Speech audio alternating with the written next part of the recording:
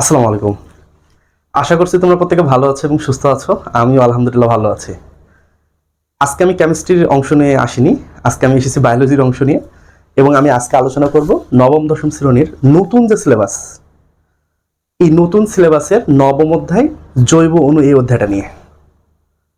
আমরা এই অধ্যায় থেকে প্রথম থেকে শুরু করে একবার শেষ পর্যন্ত সম্পূর্ণ অধ্যায়টাই আমরা সুন্দরভাবে পড়ব এবং এই টপিক থেকে মানে এই অধ্যায় থেকে কি কি টপিক দরকার আমি অলরেডি এখানে লিখে রাখছি। যে আমরা প্রথমে শিখব জৈব অণু বলতে কি বোঝায়, জৈব অণু কি কি দ্বারা গঠিত, তারপর শিখব জৈব রাসায়নিক অণু মূলত কারা, কার্বোহাইড্রেট কি, কত ধরনের, বিভিন্ন উদাহরণ পড়বো আমরা। তারপর মূলত আমরা যে জিনিসটা পড়তে যাচ্ছি সেই জিনিসটার নাম হলো যে নিউক্লিক অ্যাসিড। ডিএনএ এর গঠনটা পড়বো, আরএনএ পড়বো, আরএনএ এর বিভিন্ন প্রকারভেদ আছে সেটা জানবো। তারপর আমরা জানবো প্রোটিন বলতে আমরা কি বুঝি, অ্যামিনো অ্যাসিড জিনিসটা কি। তারপর আমরা শিখবো লিপিড বলতে আমরা কি বুঝি, লিপিডকে ভাঙলে আমরা কি কি পাবো। তারপর সর্বশেষে আমরা যে জিনিসটা পড়তে যাচ্ছি যে বিভিন্ন জৈব রাসায়নিক যে অণুগুলো আছে এদের মাঝে কি সম্পর্ক বিদ্যমান। তাহলে খুবই সুন্দর টপিক। যদি একজন স্টুডেন্ট প্রথম থেকে শেষ পর্যন্ত যদি ভিডিওটা না টেনে দেখে, আমার বিশ্বাস তাকে কোথাও আর পড়তে হবে না। এবং যদি দু একটা কোশ্চেন থেকে থাকে, যদি থাকে, তাহলে তোমরা যেটা করবা নিচে কমেন্ট বক্সে জাস্ট একটা কমেন্ট দিবা যে ভাই এই লাইনটা বুঝিনি বা এটা বুঝিনি, আমি ইনশাল্লাহ সলভ করে দিব।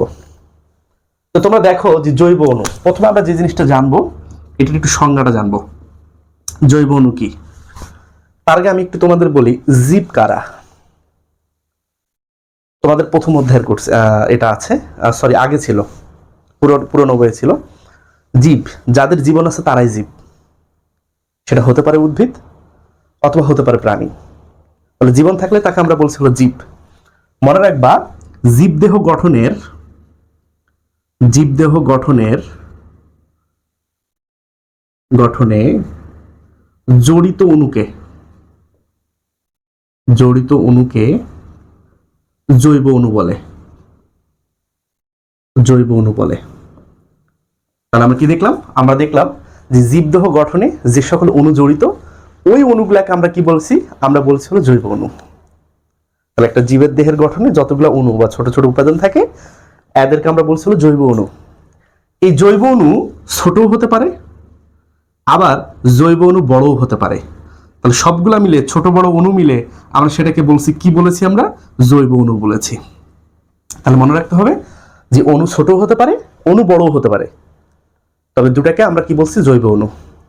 ছোট্ট আরেকটা কথা বলা দরকার, এই যে জৈব অণুগুলো আছে, হ্যাঁ, এরা আবার 25+ মৌলিক পদার্থ দ্বারা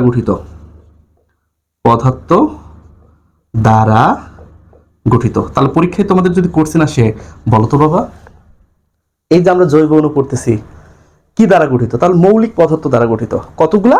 25-এর থেকে বেশি। এই 25-এর মধ্যে আবার 6টা সাধারণ।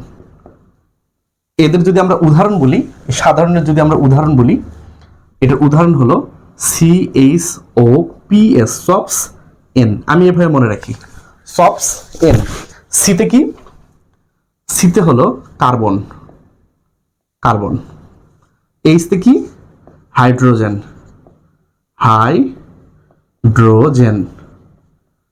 ওতে কি, অক্সিজেন।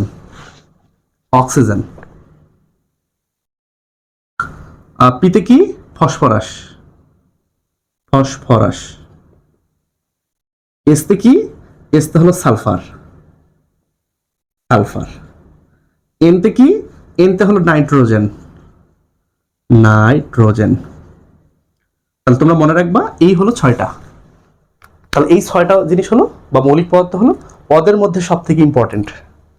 তাহলে ভাই যদি তোমাদের পরীক্ষায় কোশ্চেন আসে যে জৈব অণু কি দ্বারা গঠিত, কোনো কথাবার্তা ছাড়া 25+ মৌলিক পদার্থ। আবার এদের মধ্যে মেন কয়টা বা সাধারণ কয়টা, তাহলে উত্তর হলো 6টা।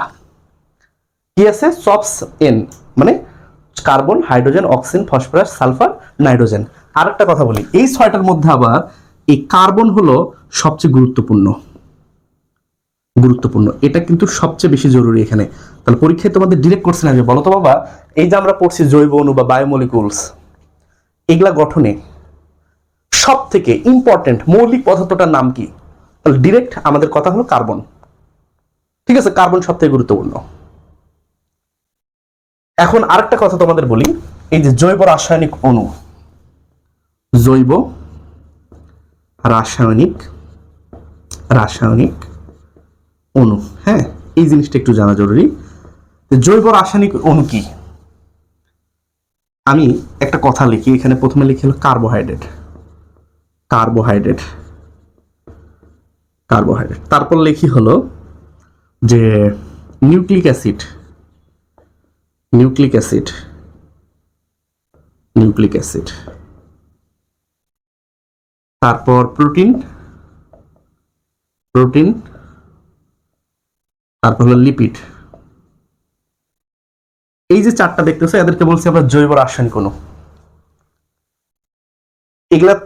এগুলো অনেক ইম্পর্টেন্ট, কারণ এই সকল জৈব রাসায়নিক অণু মিলেই একটা জীবদেহ গঠিত। তোমাদের বোঝার জন্য আমরা বলতে পারি কার্বোহাইড্রেটকে যদি আমরা ভাঙ্গি, মানে কার্বোহাইড্রেট বা শর্করাকে যদি আমরা ভাঙ্গি, আমরা যেটা পাবো তার নাম হলো গ্লুকোজ। তাহলে পরীক্ষায় যদি কোশ্চেন আসে বলো তো বাবা কার্বোহাইড্রেটকে ভাঙলে আমরা কি পাবো, তাহলে উত্তর হলো গ্লুকোজ।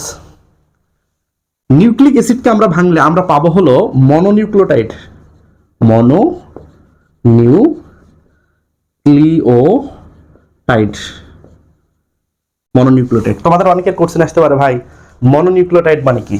মনো মানে হলো এক, আর নিউক্লিওটাইড জিনিসটা কি জানো? নিউক্লিওটাইড জিনিসটা হলো তোমাদের এটা একটু অতিরিক্ত একের জন্য নাইট্রোজেন বিশিষ্ট ক্ষারক, অ্যাডেনিন হতে পারে, গুয়ানিন হতে পারে, থাইমিন হতে পারে, সাইটোসিন হতে পারে, ইউরাসিল হতে পারে, হ্যাঁ।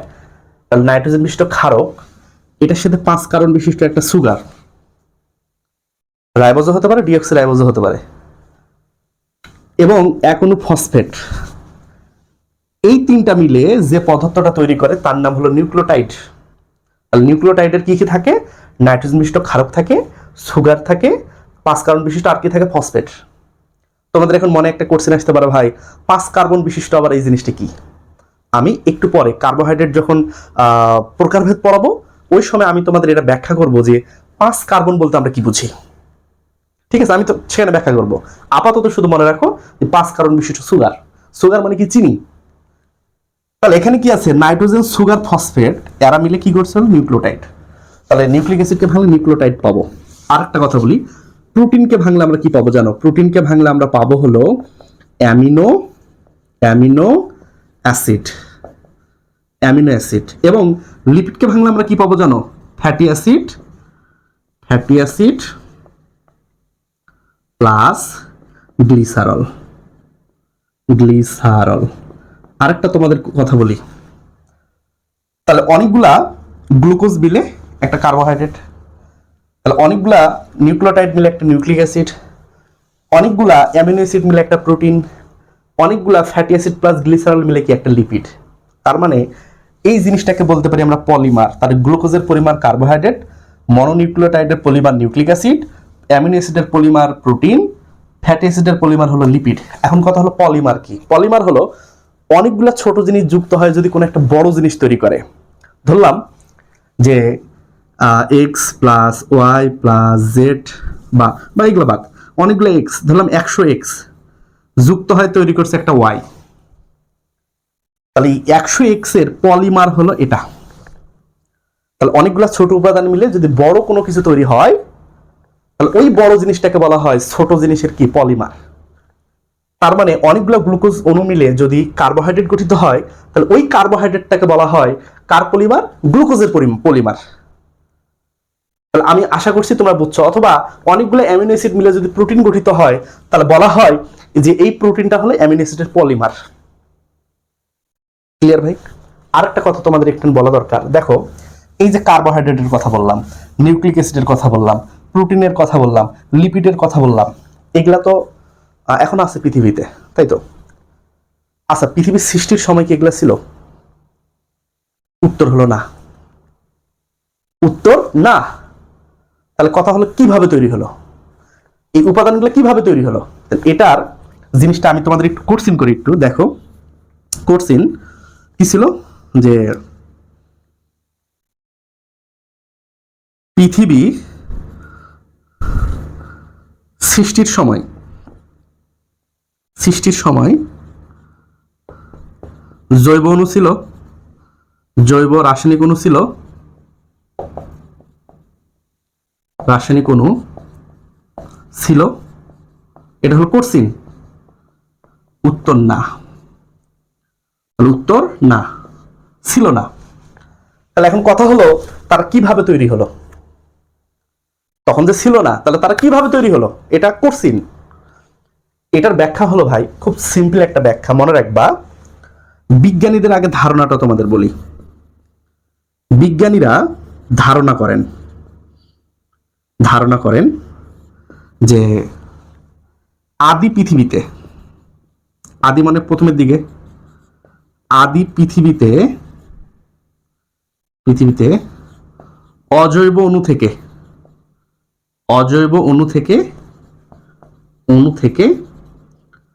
জৈব অণু তৈরি হয়। জৈব অণু তৈরি। তাহলে তোমাদের পরীক্ষায় কি কোশ্চেন আসবে বলো তো? যে কোথা থেকে তৈরি হয়? বাংলা কথা, অজৈব অণু থেকে জৈব অণু। তাহলে অজৈব থেকে জৈব পদার্থ বা জৈব অণু। এখন কথা হলো, জৈব পদার্থ না জৈব অণু। হ্যাঁ, এখন কথা হলো যে ভাই এই কথাটা আমরা বিশ্বাস করবো কেন? বর্তমান যুগ জ্ঞান বিজ্ঞানের যুগ, বিজ্ঞান অনেকটা এগিয়ে গেছে। এখন যদি আমরা অনুমান ধরি, অনুমান কি আমরা বিশ্বাস করবো সর্বক্ষেত্রে? উত্তর হলো না। এটা তো হাদিস কোরআনের কথা না যে আমরা চোখ বন্ধ করে বিশ্বাস করব। তাহলে এটা হলো কি, আমাদের ব্যাখ্যা দিতে হবে।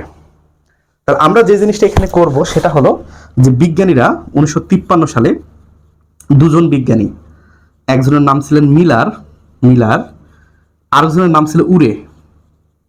এরা কি করে? এরা একটা জিনিস করে, এরা করে আদি পৃথিবী সৃষ্টি, আদি কৃত্রিম পৃথিবী সৃষ্টি।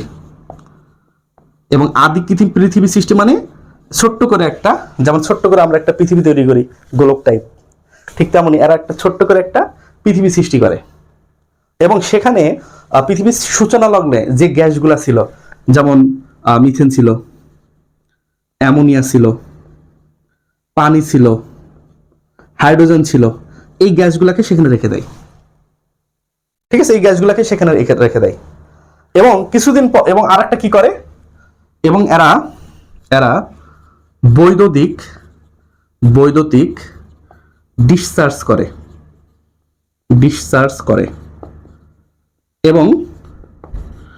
এবং আরেকটা জিনিস, এক সপ্তাহ পর কি করে? জৈব অণু তৈরি হয়। তাহলে এ থেকে কি প্রমাণিত হয় বলতো? এ থেকে প্রমাণিত হয় নর্মাল জিনিস, এ থেকে প্রমাণিত হয় যে অজৈব অণু থেকেই জৈব অণু তৈরি হয়েছে। আরেকটা কথা, তোমাদের একটা কথা বলি যে ভাই, এখানে আপনি বলছেন যে বৈদ্যুতিক ডিসচার্জ করতে হয়েছে, তাহলে এখানে কি কোনো বিক্রিয়া হয়েছে যে আদি পৃথিবীতে অজৈব অণু তৈরি হতো? হ্যাঁ, এখানেও বিক্রিয়া হয়েছে। এখন কথা হলো এখানে ভাই কি কি বিক্রিয়া হয়েছে? এই যে বিজ্ঞানীরা যে ধারণা করেছিলেন আদি পৃথিবীতে, এখানে ধরো বজ্রপাত, ঘন ঘন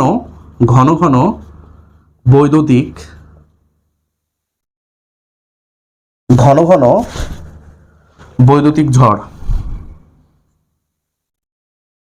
সৌর বিকিরণ, এই কারণগুলোর কারণে, এই যে আমি যে কারণগুলো লিখলাম, এই কারণগুলোর কারণে অজৈব অণু মিলে জৈব অণু তৈরি হয়। তাহলে পরীক্ষা যদি কোশ্চেন আসে বলো তো বাবা, আদি পৃথিবীতে অজৈব অণু থেকে যে জৈব অণু তৈরি হয়েছে, কি কি কারণে তৈরি হয়েছে? তাহলে তিনটা কারণ। কি কারণ? বজ্রপাত, ঘন ঘন বৈদ্যুতিক ঝড়, সৌর বিকিরণ। তাহলে এই কারণে অজৈব অণুর মধ্যে সংঘর্ষ হয়েছে, সংঘর্ষ হওয়ার পর কি তৈরি হয়েছে? জৈব অণু। এখন আরেকটা কথা, যে পরীক্ষা কোশ্চেন আসতে পারে কৃত্রিম পৃথিবী তৈরি করে কে ব্যাখ্যা করেছেন যে অজৈব অণু থেকে জৈব অণু তৈরি হয়েছে? তাহলে এটার উত্তর কি? মিলার এবং উরে। কত সালে? 1953 সালে। তাহলে আশা করছি এই টপিকটা তোমরা বুঝছো। এখন আমরা যে টপিকটা দেখব সেটার নাম হলো কার্বোহাইড্রেট। তো চলো আমরা কার্বোহাইড্রেট টপিকটা দেখি। তো এখন আমরা কি দেখব? আমরা দেখব হলো কার্বোহাইড্রেট। চলো কার্বোহাইড্রেট দেখি। কার্বোহাইড্রেট, তাহলে এটার আরেকটা নাম কি? শর্করা, তাই তো? শর্করা। শোনো ঠান্ডা মাথায়, কার্বোহাইড্রেট জিনিসটা কি? কি বললাম? কার্বোহাইড্রেট জিনিসটা কি? কার্বন, হাইড্রোজেন, অক্সিজেন মিলে গঠিত যৌগ। গঠিত যৌগ, ঠিক আছে? তাহলে কি কি দ্বারা গঠিত যৌগ? কার্বন, হাইড্রোজেন, অক্সিজেন মিলে। তোমাদের একটা কথা বলি যে এরা কি কার্বন, হাইড্রোজেন, অক্সিজেন, তাহলে এখানে কয়টা উপাদান আছে? 3টা। ধরো আমি একটা বিজনেস করব, এই বিজনেসে ধরলাম 1 লাখ টাকা লাগবে। 1 লাখ টাকা খুব বেশি না, তো 1 লাখ টাকা যে কোনো কারো পক্ষে একটু কষ্ট করে ম্যানেজ করা সম্ভব। ধরো আমি নিজে 1 লাখ টাকা ম্যানেজ করে আমি বিজনেস করলাম। এখন আমি বড় বিজনেসে যাব, এখন সেখানে বলা হলো যে 10 লাখ টাকা লাগবে। তো এখন কিন্তু একজনের পক্ষে অ্যাট এ টাইমে খুব দ্রুত ব্যয় করা কিন্তু কঠিন।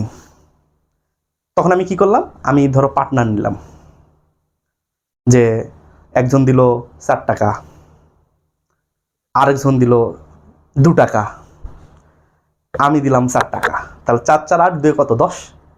তাহলে এখানে কিন্তু একটা পার্সেন্টেজ আছে। তাহলে কি দিলাম? আমি দিলাম কয় টাকা? আমি দিলাম হলো 4 টাকা। প্রথম জন কত দিল? 4 টাকা। আরেকজন কতজন? 2 টাকা। তাহলে আমরা যদি 2 দ্বারা ভাগ করি এখানে, তাহলে 1 2 2, তাহলে আমাদের অনুপাত হলো আমি নিব বিজনেসের 2% লাভ, মানে 2%, মানে বিজনেসটার লাভ 5 ভাগে ভাগ হবে, আমি নিব 2 ভাগ, এই নিবে 2 ভাগ, এই নিবে হলো 1 ভাগ। তাহলে এরকম একটা অনুপাত থাকে। তো ঠিক তেমনই কার্বোহাইড্রেটের ক্ষেত্রেও এরকম একটা অনুপাত আছে। কি অনুপাত দেখো তো? যে এদের অনুপাত যে 1:2:1। কাদের কাদের? যে কার্বন, হাইড্রোজেন, অক্সিজেন। আমি যদি বলি এদের সংকেত, হ্যাঁ, এদের যদি সংকেত বলি যে এদের সংকেত কি বাবা, তাহলে এভাবে বলা যেতে পারে CnH2nOn। তাহলে কি কি বললাম? CnH2nOn, মানে কার্বন যদি থাকে 1টা, হাইড্রোজেন থাকবে কটা? 2টা, অক্সিজেন কটা থাকবে? 1টা। এই জন্য অনুপাত কত বলেছি? 1:2:1। That means CnH2nOn। এখন আমাদের যে জিনিসটা খুব সুন্দরভাবে এখান থেকে জরুরি, সেটা আমি তোমাদের যদি একটু বলি যে ভাই এদের একটা উদাহরণ দেন। উদাহরণ দেন। আমি যদি তোমাদের উদাহরণ দেই, ধরো উদাহরণ দিলাম কিভাবে? যেমন C6H12O6। তাহলে দেখো তো এখানে যে 6 কমন নেই, 6 দ্বারা যদি ভাগ করি তাহলে এখানে কত থাকে? 1, এখানে কত থাকে? 2, এখানে কত থাকে? 1। তাহলে অলরেডি কি অনুপাত? এটা কার সংকেত জানো? এটা হলো গ্লুকোজের সংকেত, গ্লুকোজ। আমরা যদি আরেকটা উদাহরণ দেই, 2 নম্বর, যেমন রাইবোজের যদি উদাহরণ দেই, রাইবোজের যদি উদাহরণ দেই C5H10O5। তাহলে এখানে যদি আমরা 5 কমন নেই, তাহলে 5 দ্বারা ভাগ করলে কত? 1, এখানে কত? 2, এখানে কত? 1। তার মানে এই অনুপাতটা কিন্তু মিলে যায়। এখন আমার 3 নম্বর কোশ্চেন হলো, যদি বাবা এমন আসে যে ধরো আমরা সুক্রোজের কথা বললাম, সুক্রোজ, এটার সংকেত হলো C12H22O11। এখন কথা হলো, এটা কি কার্বোহাইড্রেট? হ্যাঁ কি না? যদি হ্যাঁ হয়, কেন কার্বোহাইড্রেট? কারণ এর অনুপাত তো হচ্ছে না। যদি 12 দিয়ে ভাগ করি, এখানে হয় 1, কিন্তু এখানে হওয়ার কথা ছিল কত? 24, এখানে হওয়ার কথা ছিল 12। তার মানে এখানে কিন্তু হিসাবে মিলতেছে না। তাহলে আমরা এখানে কি করব? দেখব যে এটা কার্বোহাইড্রেট হয় কি না।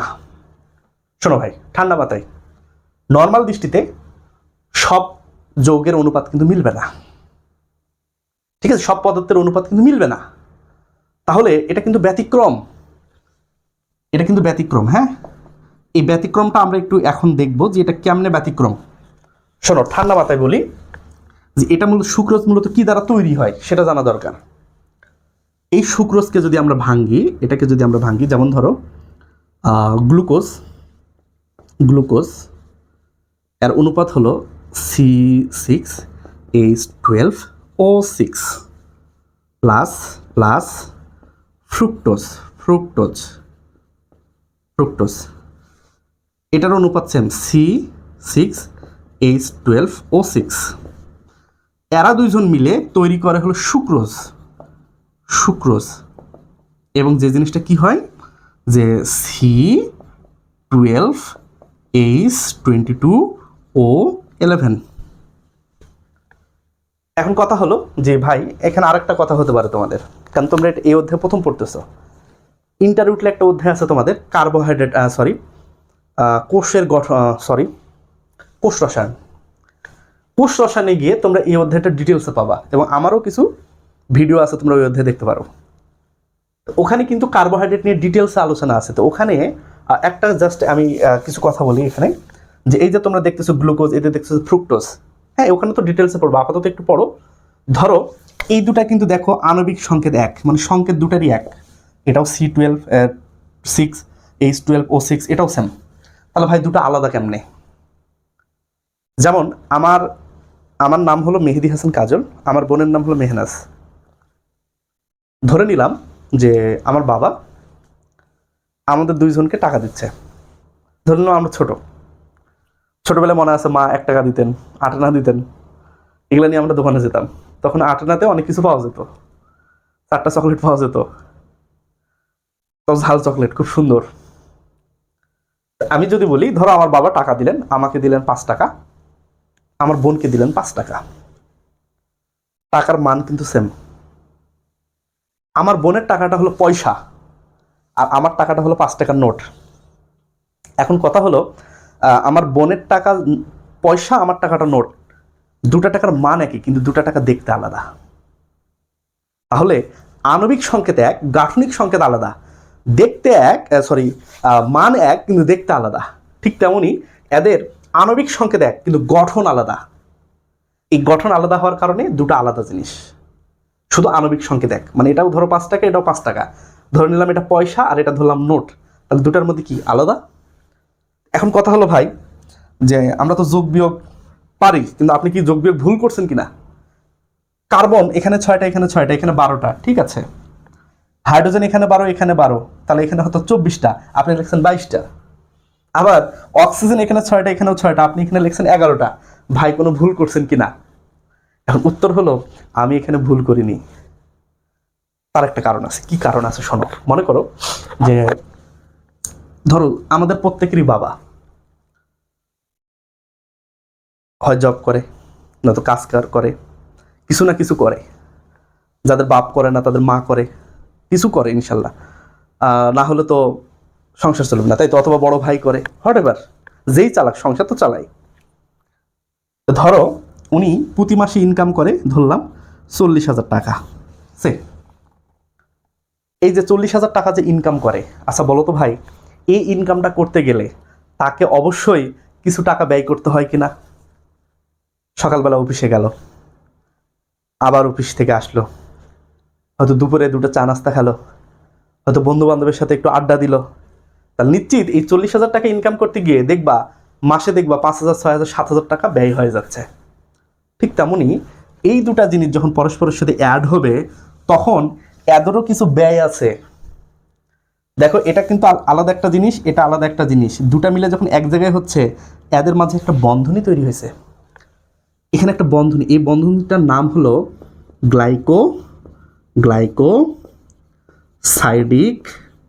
গ্লাইকোসাইডিক বন্ধনী।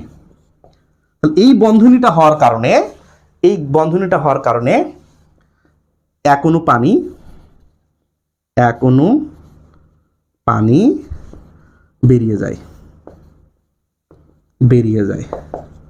আচ্ছা এক অণু পানি যদি বেরিয়ে যায়, দেখো তো, ধরে নিলাম সংকেতটা এমন, ধরে নিলাম C12H24O12। তাহলে এক অণু পানি মানে কি?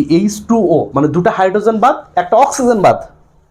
তাহলে 24টা থেকে যদি দুটা হাইড্রোজেন বাদ দেই তাহলে হাইড্রোজেন হয় এখানে কত? 22, আর অক্সিজেন হয় কত? 11। তার মানে এখানে মূল জিনিসটা ঘুরে গেছে যে এই বন্ধনীর কারণে। তাহলে এটা কিসের কারণে ঘুরে গেছে? বন্ধনীর কারণে। মানে এই গ্লাইকোসাইডিক বন্ধনীটা উৎপন্ন হওয়ার কারণে এখানে এক অণু পানি চলে গেছে। এই কারণে এই সংকেতটা চেঞ্জ হয়ে গেছে কি এটা অনুপাতে না মিললেও এটাও কিন্তু কি হবে? এটাও কার্বোহাইড্রেট।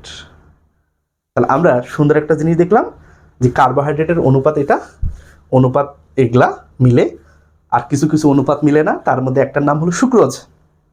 এবং তোমাদের সুবিধার্থে বলি, আমরা যে চিনিটা খাই, চিনি, এই চিনি কিন্তু এই সুক্রোজ দ্বারা তৈরি, মানে চিনি সুক্রোজ দ্বারা তৈরি, চিনি সুক্রোজ, ঠিক আছে? চিনি সুক্রোজ, এটাকে বলা হয় আর table sugar, TABLE, table sugar. আমরা যে চিনিটা খাই এটাই হলো সুক্রোজ। তাহলে আশা করছি আমরা সবাই চিনি দেখেছি এবং আমরা সবাই চিনি খেয়েছি, তাই তো? তাহলে যে চিনিটা খাই সেটার নাম কি? সুক্রোজ। তাহলে আশা করছি তোমরা এই জিনিসটা টোটালি বুঝছো। এখন আমরা যে জিনিসটা দেখব সেটা হলো যে শর্করার প্রকারভেদ। চলো কার্বোহাইড্রেট বা শর্করার আমরা প্রকারভেদটা দেখি। তো এখন আমরা কি দেখব? আমরা দেখব হলো যে কার্বোহাইড্রেট বা শর্করার প্রকারভেদ। আমরা যদি এখানে প্রকারভেদটা দেখি, একটা জিনিস মাথায় রাখবা যে প্রকারভেদ করা হয় দুটা জিনিসের উপর ভিত্তি করে। প্রথমটা হলো স্বাদের উপর। স্বাদের উপর নির্ভর করে কার্বোহাইড্রেট দুই প্রকার। কত প্রকার? দুই প্রকার। একটাকে আমরা বলবো হলো সুগার,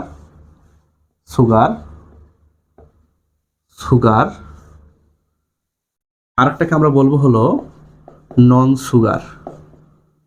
তাহলে তোমাদের যদি পরীক্ষায় কোশ্চেন আসে, বলো তো বাবা সুগার কোনটা, নন সুগার কোনটা? তাহলে সুগার মানে কি? স্বাদে মিষ্টি। নন সুগার মানে কি? মিষ্টি নাই। আমরা এর বৈশিষ্ট্য দেখি, আর কি কি বৈশিষ্ট্য আছে। এর 1 নম্বর বৈশিষ্ট্য হলো দানাদার। 2 নম্বর বৈশিষ্ট্য হলো মিষ্টি, খেতে কেমন? মিষ্টি। আর 3 নম্বর বৈশিষ্ট্য কি? পানিতে দ্রবণীয়।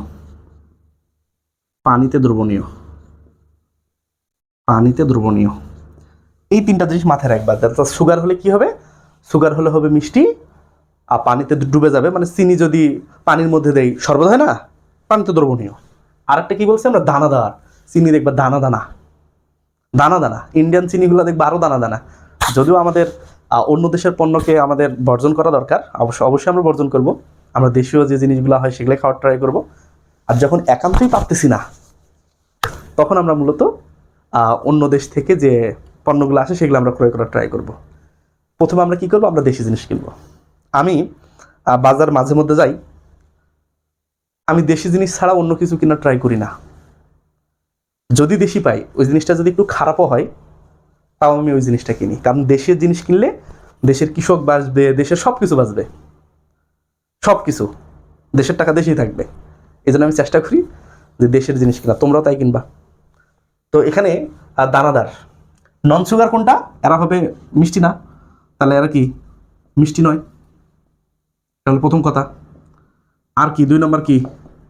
দানাবিহীন বা অদানাদার।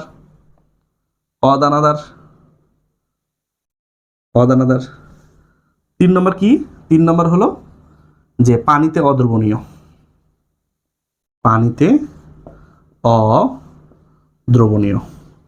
তাহলে পরীক্ষায় যদি কোশ্চেন আসে, তোমরা কি পারবা? তাহলে পরীক্ষায় ডিরেক্ট করবে, বলো তো বাবা সুগারের কোনটা বৈশিষ্ট্য আর নন সুগারের কোনটা বৈশিষ্ট্য। ধরো এরকম একটা কোশ্চেন দিল তোমাদের, এরকম দিল কোশ্চেন যে নিচের কোনটি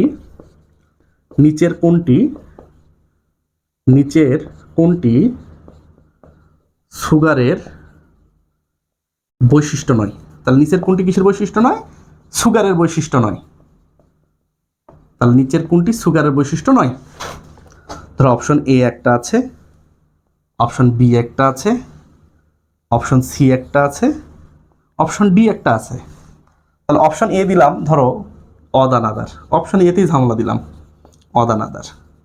অপশন বি দিলাম দানাদার। অপশন সি দিলাম পানিতে দ্রবণীয়। অপশন ডি দিলাম মিষ্টি। তাহলে তোমরা বলতে পারবা যে কোনটা উত্তর হবে? এই সময় যখন আসবা একটু ভিডিওটা আটকে রাখবা। রেখে আগে একটু অ্যান্সারটা দিবা, তারপর আমার কথাগুলো শুনবা যে আমি কোনটা অ্যান্সার দিয়েছি। তাহলে যেহেতু সুগার, তার মানে মাস্ট বি এটা স্বাদে মিষ্টি হবে, কোনো সমস্যা নাই। দানাদার হবে, এতেও কোনো সমস্যা নাই। পানিতে দ্রবণীয় হবে, এতেও কোনো সমস্যা নাই। তাহলে অমিল কোনটা? অদানাদার। তাহলে এটাই হলো ভুল উত্তর। ক্লিয়ার? তাহলে এই টাইপের কোশ্চেন তোমাদের পরীক্ষা আসবে। এখন আমরা যেটা দেখবো, এদের উদাহরণ দেখবো। ঠিক আছে, এদের কি কি উদাহরণ আছে, যে সুগারের কি কি উদাহরণ, নন সুগারের কি কি উদাহরণ। শোনো ভাই, ঠান্ডা মাথায় এটার যদি আমরা উদাহরণ পড়ি, আমরা প্রথমে যেটা বলবো গ্লুকোজ, গ্লুকোজ, ফ্রুক্টোজ, ফ্রুক্টোজ, তারপর হলো গ্যালাক্টোজ, গ্যালাক্টোজ, তারপর হলো স্যাকারিন। নাম শুনেছো তোমরা? স্যাকারিন। শোনো, চিনির থেকে 5 গুণ বেশি মিষ্টি হলো স্যাকারিন। ঠিক আছে, 5 গুণ স্যাকারিন। তারপর হলো মনালেলিন, লেলিন, এটা সব থেকে বেশি মিষ্টি। ঠিক আছে, সব থেকে বেশি মিষ্টি হলো এটা। এটার যদি আমরা উদাহরণ দেখি, আমরা দেখব হলো স্টার্চ, স্টার্চ। তারপর আমরা দেখব হলো, এখানে শুক্রোজ লিখবো, আমরা শুক্রোজ লিখবো। Starch, cellulose, cellulose, glycogen, glycogen. তারপর আমরা কি দেখব, যে হেমিসেলুলোজ, হেমি সেলুলোজ। আচ্ছা, আরও অনেক উদাহরণ আছে, আমরা জাস্ট ইত্যাদি দিয়ে দিলাম, ইত্যাদি। এই হলো ব্যাপার। তাহলে তোমাদের যদি ভাই পরীক্ষায় কোশ্চেন আসে, বলো তো বাবা যে সুগারের বৈশিষ্ট্য কোনটা, নন সুগারের বৈশিষ্ট্য কোনটা। আশা করছি তোমরা পারবা, তোমাদের পারতেই হবে ভাই। তোমরা ভিডিও দেখতেছো মানে তোমরা হয়তো অফলাইনে ওইভাবে পড়ো না, তার মানে অফলাইনে যারা পড়ে তাদের থেকে তোমাদের ভালো করাটা জরুরি। তোমাদের উপর রিস্ক, চাপ আছে। তাহলে মাস্ট বি তোমরা যেটা করবা ভাই, অবশ্যই ভিডিও দেখবা, আমি সেভাবেই করতেছি, যাতে করে কোনো কোনো টপিক তোমাদের মিস না যায়। ঠিক আছে, কোনো টপিক যাতে তোমাদের মিস না যায়। আর এগুলা অবশ্যই সব এমসিকিউ, এগুলা সৃজনশীল আসবে না। তাহলে এটা গেল একটার উপর ভিত্তি করে কার্বোহাইড্রেটের শ্রেণী বিভাগ। এখন আরেকটা, রাসায়নিক গঠন অনুযায়ী, রাসায়নিক, রাসায়নিক গঠন অনুযায়ী, গঠন অনুসারে কার্বোহাইড্রেট হলো 4 প্রকার। কত প্রকার? 4 প্রকার। 1 নম্বর মনোস্যাকারাইড, মনোস্যাকারাইড। 2 নম্বর ডাইস্যাকারাইড, স্যাকারাইড। 3 নম্বর অলিগোস্যাকারাইড, অলিগোস্যাকারাইড। এবং 4র্থ নম্বর পলিস্যাকারাইড, পলিস্যাকারাইড।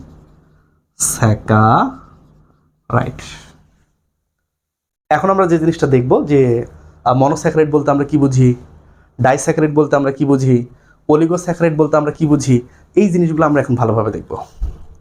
বা পলিস্যাকারাইড বলতে আমরা কি বুঝি। ঠিক আছে, চলো এখন দেখো যে মনোস্যাকারাইড, আমরা একটু এগুলো মিশাই।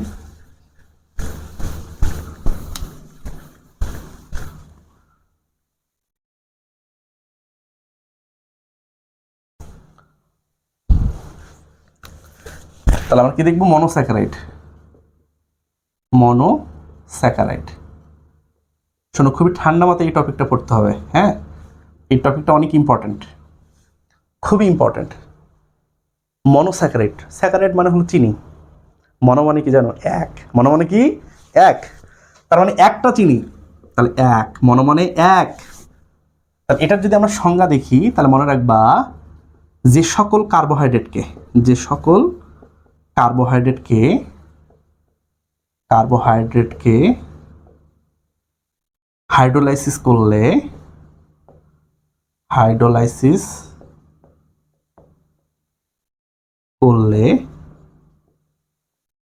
অন্য কোনো, অন্য কোনো, অন্য কোনো কার্বোহাইড্রেট,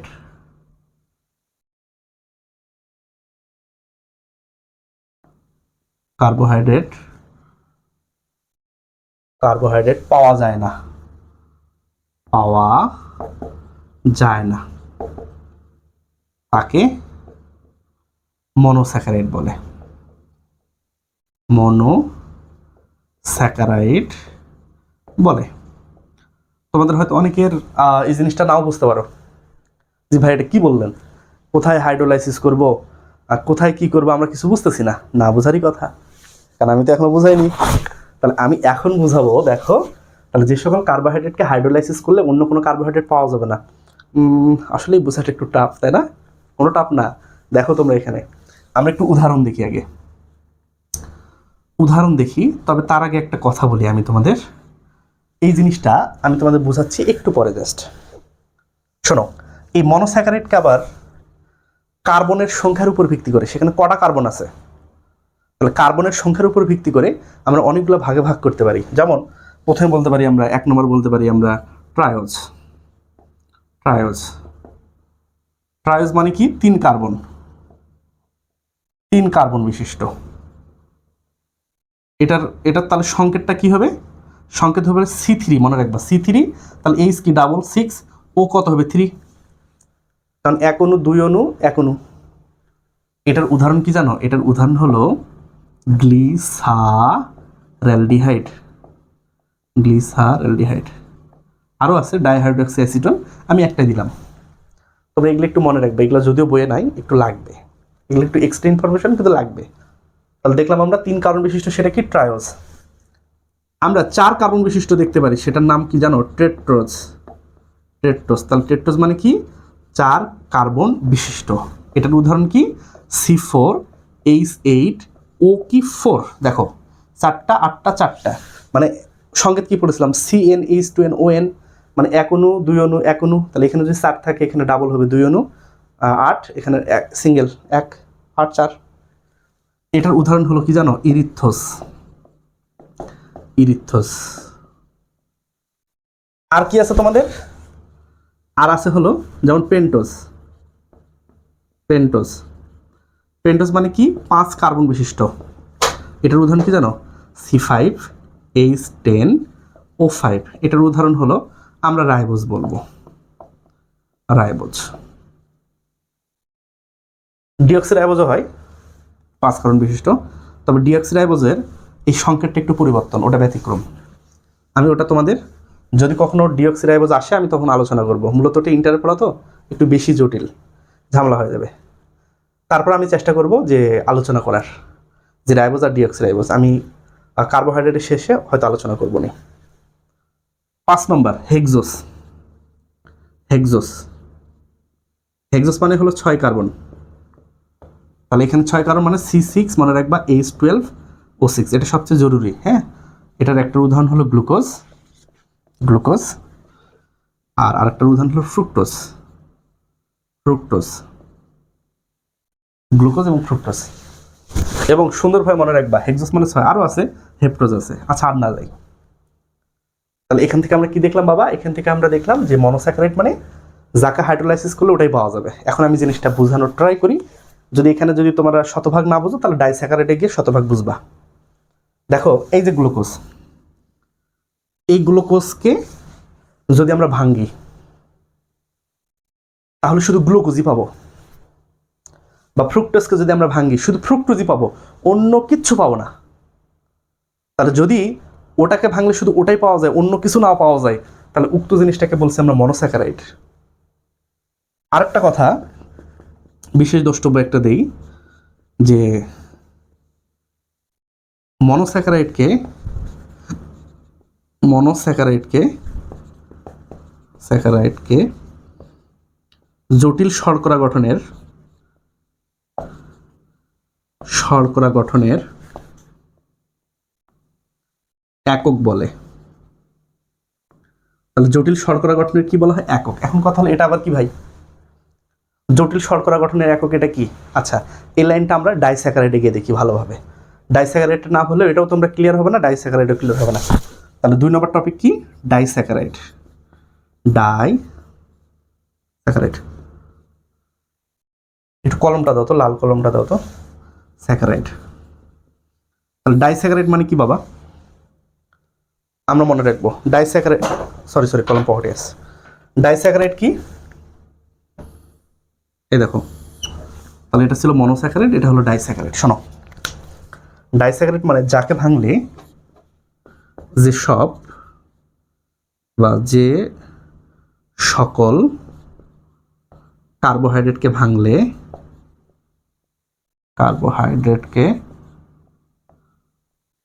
ভাঙলে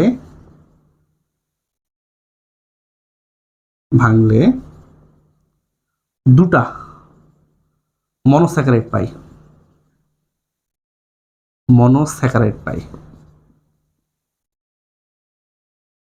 তাহলে যাকে ভাঙলে কটা পাবো আমি? দুটা মনোস্যাকারাইড। এখন কি এটার উদাহরণটা যদি আমরা একটু দেখি, এটার উদাহরণ হলো সুক্রোজ। এই যে সুক্রোজকে যদি তুমি ভাঙো তাহলে তুমি পাবা এক অণু গ্লুকোজ, আবার তুমি পাবা এক অণু ফ্রুক্টোজ।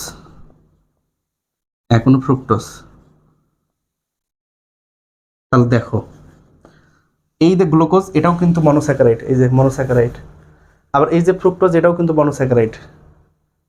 তার মানে এই জিনিসটা হলো ডাইস্যাকারাইড। ডাই মানে দুই, ডাই মানে কি? দুই, যাকে ভাঙলে দুটা স্যাকারাইড পাবো, দুটা চিনি পাবো। তাহলে এটা একটা চিনি, এটা একটা চিনি, তাহলে এটাকে আমরা কি বলছি? আমরা বলছিল ডাইস্যাকারাইড।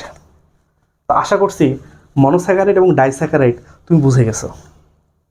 তাহলে মনো মানে কি? একটা, ডাই মানে কয়টা? দুটা। স্যাকারাইড মানে কি? স্যাকারাইড মানে হলো চিনি, তাহলে দুটা চিনি থাকলে সেটা হলো ডাইস্যাকারাইড। এখন আমরা যে জিনিসটা দেখব সেটার নাম হলো অলিগোস্যাকারাইড। অলিগোস্যাকারাইড। শোনো ভাই, ঠান্ডা মাথায়, অলিগো মানে কি মনে রাখবা? 3 থেকে 10টা মনোস্যাকারাইড পাবো। স্যাকারাইড যদি কাউকে যদি আমরা ভাঙি, যদি সেখানে 3 থেকে 10টা মনোস্যাকারাইড পাই, 3 থেকে মানে 2 থেকে বেশি, মানে 3 থেকে শুরু, 10-এর কম বা 10টা, উক্ত জিনিসটাকে আমরা বলছি কি? অলিগোস্যাকারাইড। এটার উদাহরণ কি জানো? এটার উদাহরণ যদি আমরা দেই, আমরা বলতে পারি রাফিনোজ। এই রাফিনোজকে ভাঙলে এক অণু গ্লুকোজ,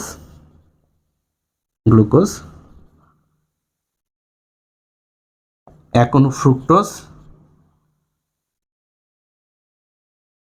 ফ্রুক্টোজ,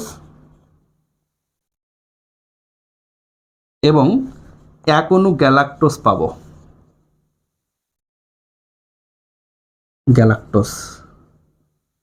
তাহলে মনে রাখতে হবে, তাহলে এখানে কয় অণু পেলাম? তাহলে এক অণু, 2 অণু, 3 অণু, তাহলে এখানে 3টা পাইছি, 4ও হতে পারে, 5ও হতে পারে, 6ও হতে পারে। তাহলে এটাকে কি বলছি আমরা? অলিগোস্যাকারাইড। তাহলে অলিগো মানে কি? 2 থেকে বেশি, 10 থেকে কম, তাই তো? তাহলে এটা হলো অলিগোস্যাকারাইড। শোনো, আরেকটা কথা বলি, যে এই কথাটা, এই লাইনটা একটু দেখো তো, যে মনোস্যাকারাইডকে জটিল শর্করা গঠনের একক বলা হয়। ধরো মনোস্যাকারাইড মানে একটা ইট, তাহলে আমাকে বলা হলো ভাই 50 মিটার লম্বা একটা ইটের দেওয়াল বানান। তাহলে 50 মিটার যদি একটা লম্বা ইটের দেওয়াল বানাতে বলে, আমি কিন্তু অনেকগুলো ইট সিমেন্ট বালিতে গাঁথে কিন্তু দেওয়াল বানাবো। ওই যে ইট, একটা ইটকে বলছি আমরা মনোস্যাকারাইড। যখন সেখানে দুটা ইট যুক্ত হবে তখন সেটা ডাইস্যাকারাইড। যখন সেখানে 3 থেকে শুরু, 10-এর মধ্যে থাকবে, এটা অলিগোস্যাকারাইড। যখন দেওয়ালটা 10+ হবে একবারে, তখন উক্ত জিনিসটাকে আমরা বলছি হলো পলিস্যাকারাইড। তাহলে পলিস্যাকারাইড মানে হলো অনেকগুলা 10+ কার্বোহাইড্রেট। মনোস্যাকারাইডকে বলছি আমরা পলিস্যাকারাইড। তাহলে এই জিনিসটা আসলে বুঝছো? তাহলে আমরা যদি একটা দেওয়াল তৈরি করি, তাহলে অনেকগুলো মনোস্যাকারাইডের যোগফল, দ্যাট মিনস অনেকগুলো ইটের যোগফল একটা লম্বা দেওয়াল। তাহলে একটা ইটকে কি বলছি আমরা? একক বলতে পারি। ঠিক তেমনই জটিল শর্করা, বড় বড় শর্করা তৈরিতেই মনোস্যাকারাইডকে লাগে, এই জন্য মনোস্যাকারাইডকে বলা হয় একক। এখন আমরা দেখি পলিস্যাকারাইড।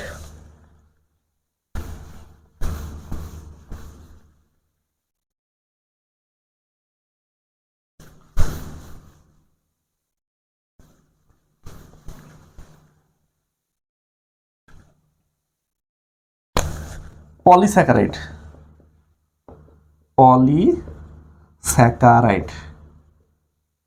আচ্ছা, পলিস্যাকারাইড কি মনে রাখবো? পলি মানে কি? 3-এর বেশি, 10-এর বেশি। তাহলে আমরা মনে রাখবো 10+ মনোস্যাকারাইড। তাহলে কোনো যৌগকে ভাঙলে যদি আমরা বা কোনো স্যাকারাইডকে বা চিনিকে ভাঙলে যদি আমরা 10+ মনোস্যাকারাইড পাই, উক্ত জিনিসের নাম হবে কি? পলিস্যাকারাইড। এই যে পলিস্যাকারাইড আছে, এই পলিস্যাকারাইডের উদাহরণ যদি আমরা বলি, এই উদাহরণ হলো starch, cellulose, cellulose, hemicellulose, hemicellulose, cellulose, glycogen, glycogen. ঠিক আছে, এই হলো এক কথা। তাহলে পলিস্যাকারাইড মানে অনেকগুলা, এখানে হাজার হাজার গ্লুকোজ অণু থাকে, ফ্রুক্টোজ অণু থাকে, গ্ল্যাকটোজ অণু থাকে। হাজার হাজার অণু মিলে বা মনোস্যাকারাইড মিলে কি তৈরি করে? পলিস্যাকারাইড তৈরি করে। তাহলে এই হলো আমাদের কার্বোহাইড্রেটের প্রকারভেদ, মানে মনোস্যাকারাইডের প্রকারভেদ, বা ডাইস্যাকারাইড বললাম, অলিগোস্যাকারাইড বললাম, পলিস্যাকারাইড বললাম। আরেকটা কথা এখান থেকে বলা যেতে পারে, এই পলিস্যাকারাইড আবার দুই প্রকার। একটাকে বলা হয় গাঠনিক, গাঠনিক পলিস্যাকারাইড, পলিস্যাকারাইড মানে যেগুলা উদ্ভিদের দেহ গঠন করে, স্যাকারাইড। আরেকটাকে বলা হয় সঞ্চয়ী পলিস্যাকারাইড, সঞ্চয়ী পলিস্যাকারাইড, পলিস্যাকারাইড। এখানে গাঠনিক কোনটা জানো? এখানে গাঠনিক হলো যে সেলুলোজ, সেলুলোজ, হেমিসেলুলোজ, এদেরকে বলছি আমরা গাঠনিক, কারণ এরা উদ্ভিদের দেহ গঠন করে, উদ্ভিদের কোষ প্রাচীর গঠন করে। সঞ্চয় কোনটা জানো? স্টার্চ, এবং আরেকটা হলো গ্লাইকোজেন, গ্লাইকোজেন। আরেকটু এই দুটা জিনিস নিয়ে একটু পরে আমি আরেকটু কথা বলবো নি, একটু পরে, যে যখন কাজ করবো আমরা কার্বোহাইড্রেটে, তখন এগুলো নিয়ে আমরা কথা বলবো। এই জিনিসগুলো কিন্তু ইম্পর্টেন্ট, ডিরেক্ট কোশ্চেন আসতে পারে। বলো তো বাবা গাঠনিক পলিস্যাকারাইড কোনটা? তাহলে সেলুলোজ, হেমিসেলুলোজ। বলো তো বাবা আর সঞ্চয়ী পলিস্যাকারাইড কোনটা? তাহলে স্টার্চ, গ্লাইকোজেন। এখন আমি তোমাদের বলেছিলাম যে আমি আলোচনা করব যে রাইবোজ, রাইবোজ। আরেকটা আলোচনা করব হলো ডিঅক্সিরাইবোজ, রাইবোজ, রাইবোজ।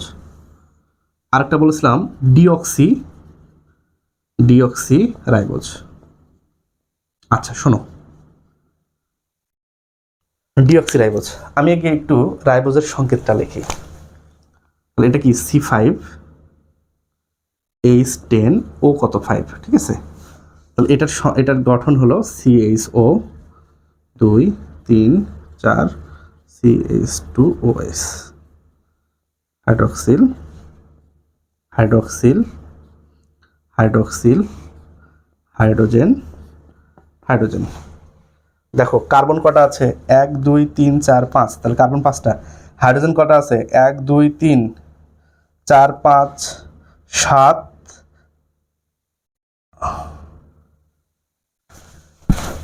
ও এখানে একটা হবে, এখানে একটা হবে 10।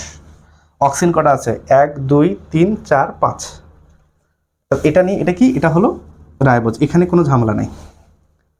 ডিঅক্সিরাইবোজের যদি আমরা গঠনটা দেখি, এখানে একটু ঝামেলা আছে, যে CHO, এখানে কোনো প্রবলেম নাই, 2 3 4 CH2OS, এখানে একটু ঝামেলা আছে। কি?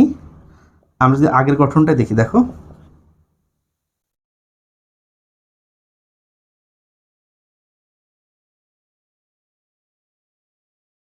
আচ্ছা, আমরা আগের গঠনটাই দেখলাম। এই দুটো গঠন একই। এখানে পার্থক্য হলো এই যে এখানে 2 নম্বর কার্বন, এটা 1 নম্বর কার্বন, এটা 2 নম্বর কার্বন, এটা 3 নম্বর কার্বন, এটা 4 নম্বর কার্বন, এটা 5 নম্বর কার্বন। হ্যাঁ, এখানেও সেম। মনে রাখবা এই 2 নম্বর কার্বনে একটা অক্সিজেন কম থাকে, অক্সিজেন কম। ডি শব্দের অর্থ মনে রাখবা, ডি একটা গ্রিক শব্দ, এখানে ডি মানে হলো হ্রাস, অক্সি মানে অক্সিজেন হ্রাস। তাহলে রাইবোজ থেকে একটা অক্সিজেন বাদ দিলে যেটা থাকবে সেটা ডিঅক্সিরাইবোজ। এটার সংকেতটা রাইবোজ থেকে একটা অক্সিজেন কম হয়, তাহলে C5H10O হয় 4।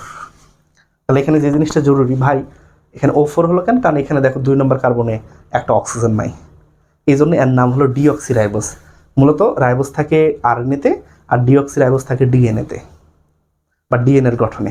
তাহলে আমি আশা করছি তোমাদের বোঝাতে পারছি। তাহলে এটা হলো গঠন, মূলত এটা হলো কার্বোহাইড্রেটের গঠন, এটা হলো রাইবোজ কার্বোহাইড্রেট, এটা ডিঅক্সিরাইবোজ কার্বোহাইড্রেট, এটা অক্সিজেন যুক্ত 2 নম্বর কার্বনে, এটা 2 নম্বর কার্বনে অক্সিজেন নাই। এখন আমি যদি কার্বোহাইড্রেটের যদি একটু কাজটা দেখি, হ্যাঁ, কার্বোহাইড্রেটে কি দেখবো আমরা? কাজ। আশা করছি এখানে হয়ে যাবে। দেখো কাজ, কার্বোহাইড্রেটের কাজ।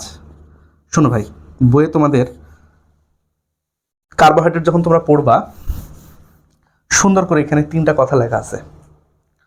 কার্বোহাইড্রেট প্রথমে কাজ করে গাঠনিক। তাহলে কার্বোহাইড্রেট কোষের কি উপাদান? গাঠনিক উপাদান। আর কি? 2 নম্বর সঞ্চয়ী উপাদান। আর কি? শক্তির ভাণ্ডার। এই 3টা তোমাদের বইয়ে দেখবে একবার প্রথমে লেখা আছে। তাহলে দেখো গাঠনিক কার্বোহাইড্রেট কোনটা? গাঠনিক কার্বোহাইড্রেট হলো সেলুলোজ, হেমিসেলুলোজ। তাহলে সেলুলোজ, হেমিসেলুলোজ। তাহলে এই সেলুলোজ এবং হেমিসেলুলোজকে বলা হয় গাঠনিক।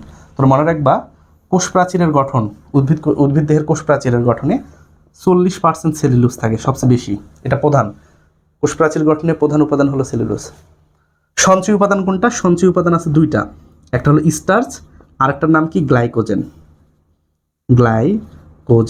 মনে রাখবা, শোনো, স্টার্চ কিন্তু উদ্ভিদ দেহে থাকে আর গ্লাইকোজেন থাকে হলো প্রাণী দেহে। তাহলে স্টার্চ কোথায়? আমি এখানে লিখবো না। স্টার্চ কোথায় থাকে? উদ্ভিদ। আর গ্লাইকোজেন কোথায় থাকে? মনে রাখতে হবে, প্রাণীতে। এখন কথা হলো ভাই, এটা কি? শোনো ভাই, সালোক সংশ্লেষণ পদ্ধতিতে উদ্ভিদ কি করে? খাদ্য তৈরি করে। সালোক সংশ্লেষণ তো তোমরা একটু হালকা টাচ পেয়েছো হয়তো ক্লাস 8-এ। যেমন উদ্ভিদের সবুজ পাতা বা সবুজ অংশ মাটি থেকে পানি তোলে, তাই তো? সূর্য থেকে আলো নেয়, পাতার ক্লোরোফিল, বায়ু থেকে কার্বন ডাইঅক্সাইড, এই 4টা মিলে কি তৈরি করে? খাবার তৈরি করে। তাহলে এই খাবার কি করে? সে নিজে প্রথমে খায়। নিজে খাওয়ার পর যেটা বাঁচে সেটাকে সে জমা রাখে। মূলত উদ্ভিদের দেহে যে খাবারটা জমা থাকে সেটা মূলত স্টার্চ হিসাবে জমা থাকে। তাহলে সব ফলে স্টার্চ। তবে হ্যাঁ, কিছু সব ফলে স্টার্চ। আরেকটা কি আছে? গ্লাইকোজেন কি? গ্লাইকোজেন হলো প্রাণী দেহে। আমরা ধরো অনেক বেশি পরিমাণে খাবার খেলাম, অনেক বেশি পরিমাণে শর্করা খেলাম, তাহলে শর্করাটা পরিবর্তিত হয় কিসে হবে? যে গ্লুকোজ। তাহলে কিছু গ্লুকোজ কি দেহের গঠনে কাজে লাগবে, বাকি গ্লুকোজটা গ্লাইকোজেন হিসাবে জমা থাকবে। তাহলে প্রাণী দেহে যে শর্করাটা জমা থাকে সেটা হলো গ্লাইকোজেন রূপে, আর উদ্ভিদ দেহে যে শর্করাটা জমা থাকে সেটা স্টার্চ রূপে। আরেকটা জিনিস পড়া দরকার, শক্তির ভাণ্ডার হিসেবে ব্যবহার হয় গ্লুকোজ। শক্তির ভাণ্ডার হিসেবে কি ব্যবহার হয়? গ্লুকোজ। তোমাদের সুবিধার্থে একটা কথা বলি, আমি রংপুর ক্যান্টন পাবলিকে পড়ছি। আমাদের যখন পরীক্ষা থাকতো, হ্যাঁ, কলেজের সামনে অনেকগুলো হোটেল ছিল, মোটামুটি 3টা বা 4টা হোটেল ছিল। একটা হোটেল আমরা খুবই খেতাম। তো ওই হোটেলে যেদিন আমাদের পরীক্ষা থাকতো সেদিন দেখতাম যে গিয়ে মিষ্টি নাই, কারণ সবাই একটা না একটা মিষ্টি খাই পরীক্ষা দিতে যেত।